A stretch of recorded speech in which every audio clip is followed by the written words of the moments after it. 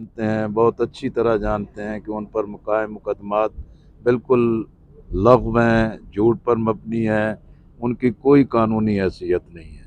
इंशाअल्लाह हम अदालत में जब इन चीज़ों की तरफ जाएंगे तो मौलाना हिदायतुर्रहमान को कानून के मुताबिक रिलीफ मिलेगा। अच्छा सर, ज़िया लांगो साहब का रवैया काफ़ी सख्त लग रहा था। उनका कहना था कि कानून के हवाले से जो है किसी को कोई रिलीफ नहीं देंगे।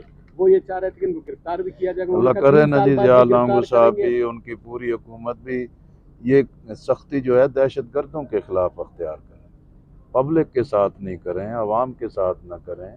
जो सियासी मूव है उसके मुताल्लिक तो सख्त रवैये नहीं होने चाहिए। सख्त रवैया करना है तो वो लोग जो कौमी सलामती से खेल रहे हैं, आवाम की जानों से खेल रहे हैं, रोज़ाना एक बड़े पैमाने पर लोगों की जानें ख़तरात के अंदर घिरी हुई हैं, तो हुकूमत अपनी सख्ती वहाँ इस्तेमाल करे। जहाँ सियासी मसाइल हैं उनको सियासी बुनियादों पर हल करें।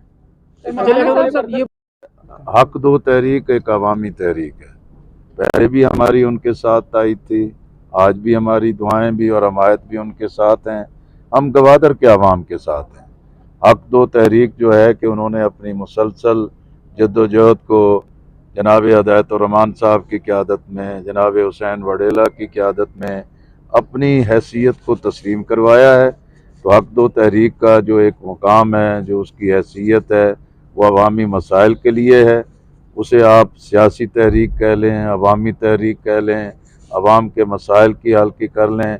बल्दियात भी एक सियासी होता है, बल्दियात में उन्होंने कामयाबी हासिल की है, तो हम समझते हैं कि उनकी फतह और उनकी कामयाबी को तस्लीम किया जाना चाहिए। अच्छा सर, ये है कि मेरा ख्याल है कि भी जो भी चीज़ कानून के मुताबिक हो, कि मौलाना हिदायतुर्रहमान साहब कोई कानून से भी कोई अलग चीज़ नहीं है, कानून के मुताबिक ही सारी चीज़ें अमल होंगी।